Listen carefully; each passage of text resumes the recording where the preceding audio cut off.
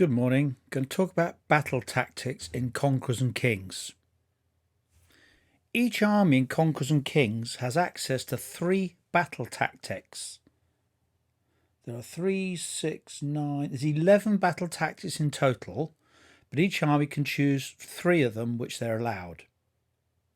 Now, a battle tactic affects the whole zone. So, here is a zone with 3 units in it. You can hardly see the corners of the zone. It's the corners, the little black dots. So in Conquerors and Kings, the grid is very subtle.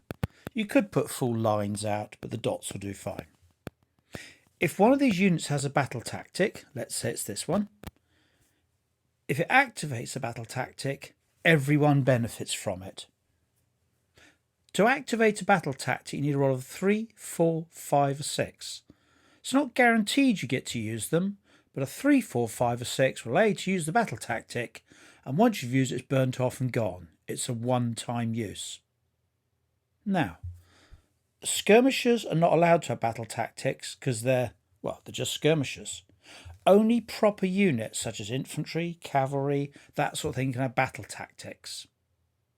Let me go through the battle tactics. They're in alphabetical order.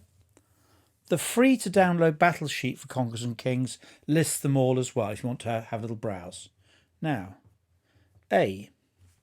A is for advance. Sounds like a child's program, doesn't it? A is for advance. If you play this battle tactic, your troops can move, the whole zone can move 1 extra zone. Foot usually just move 1 zone a turn. Cavalry usually move 2 zones per turn. But the advanced battle tactic gives them an extra zone, which can be useful. Not all armies have it, only some have it. For example, German war bands have it because they can quite rapidly whiz across the table. That's A. Carrying on with our child's view of wargaming. B for brace shields. Brace shields is only for very disciplined troops. Brace shields, if you roll this, you don't have to pursue an enemy that you beat in a fight. You can hold the line. It also means if someone punches you backwards, you can still hold your ground. This could be used by trained Roman infantry, hoplite infantry, Greek infantry quite good at this. Dark Age armies are quite good at this, Vikings, Saxons, those sort of things. And that's called brace shields. Remember, if you activate the battle tactic, the whole zone benefits. C. C is close order. Now, close order allows auxiliary troops to close up. So auxiliary troops, they just count as auxiliaries. But if they can close up, they can count as close order for the special calculation of close order combined. When you have close order troops, 4 units within all the zones surrounding the fighting zone. So this fighting zone here has got 2 units. There's 2 there, 2 there. Close order will allow 4 units can claim the close order bonus. If they're auxiliaries, they could also help towards a close order bonus.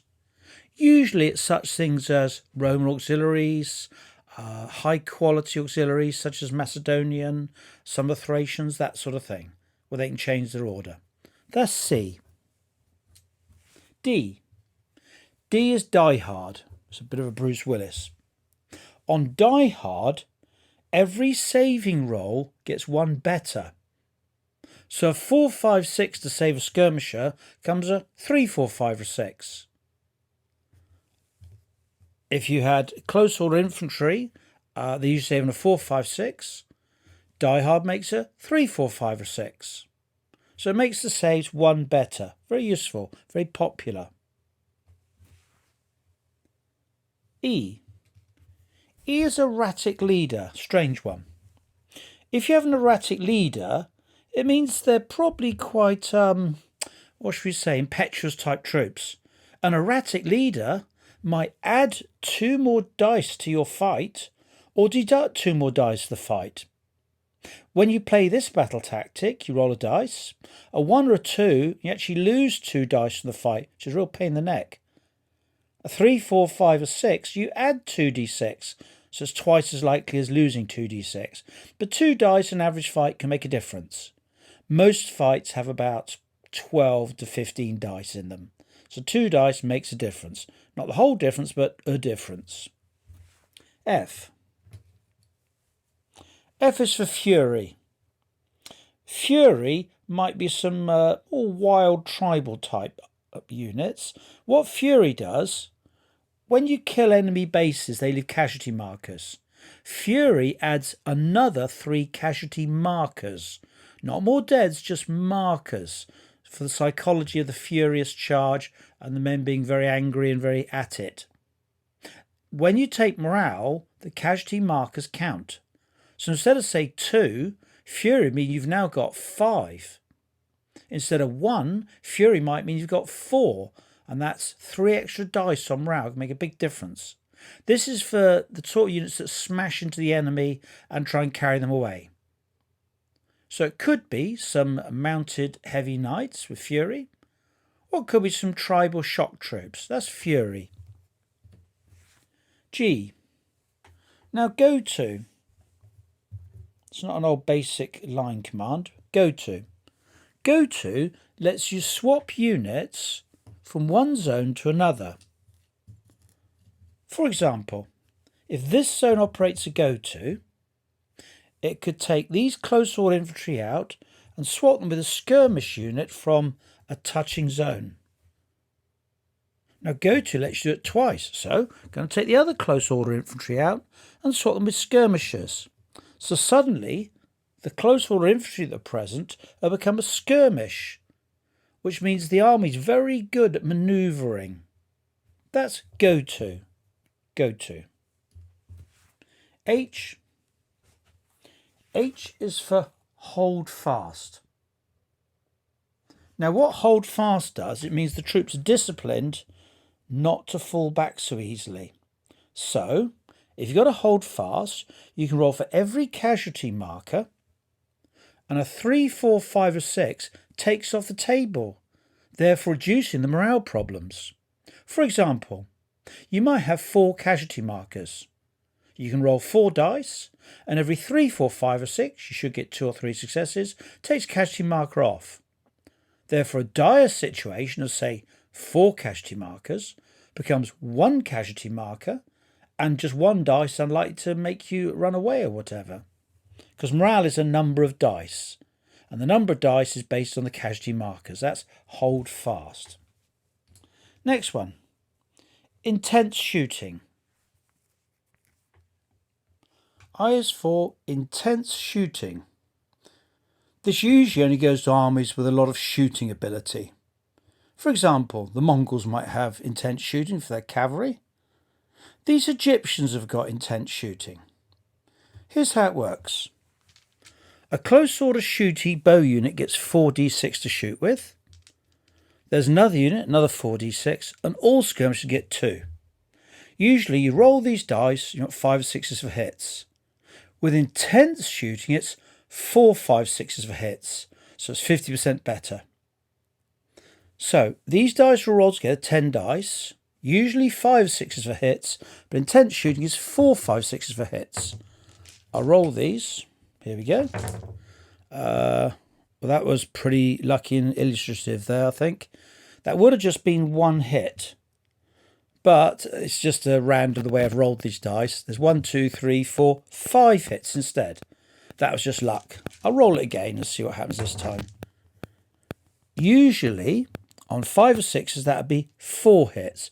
Once again, 3 more hits due to intense shooting. But remember, once you've used a battle tactic, it's gone. That's intense shooting. After that comes join the line. Now, many ancient armies, the men start scattering a bit. You need to get back into line, back in the battle line.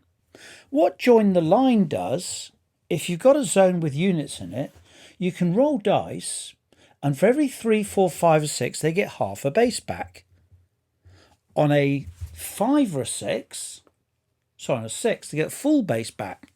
There's no point using this at full strength. But let's say, for example, they'd be knocked down to 2 bases, they'd be knocked back to 2 bases, they'd be knocked down to 1 base. that'd be worth using it. I'll roll a dice for this unit at the back. I've rolled a 5. They can have half a base back. Unit at the front, they get nothing back. Unlucky. And the skirmishers, they get nothing back. We didn't go that well, but I got half a base back. So it helps restore the order.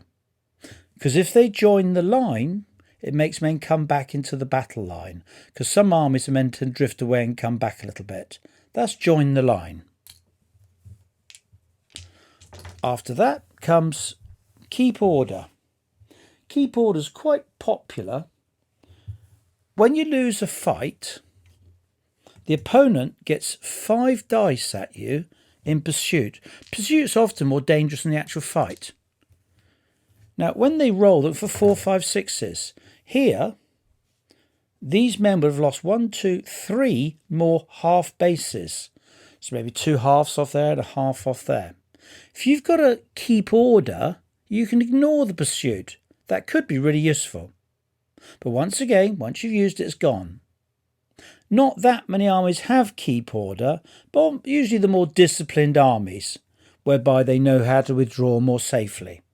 So, 5 dice is always the pursuit, but you can say, no, I'm going to use my keep order, your pursuit is cancelled. Wonderful. Now, those are the battle tactics. Battle tactics cannot be given to skirmish units, they're not proper fighting units. However, a proper unit, that's infantry, cavalry, that sort of thing, they can have a battle tactic. But a unit can only have one battle tactic. So, for example, here, I've given those ones go to and those ones keep order, if they're allowed to them. I'm not sure Romans are allowed those two. If this go to is activated, the whole zone benefits from it, and they swap in or out. If this keep order is activated, the whole zone benefits by not having pursuit on it. Remember, Conquerors and Kings works in zones, not just individual odds and ends. It's lumps of troops. Most armies occupy about 5 zones in a game. You've got 5 pieces to manoeuvre, 5 moving parts. One last thing, these battle tactics I put on little chips of wood. These are from war bases, very nice, very good value. But you could put them on little discs or coins, and each army only has 3 battle tactics. So you can just mark them A, B and C. A could be the first battle tactic listed, B could be the second, and C could be the third.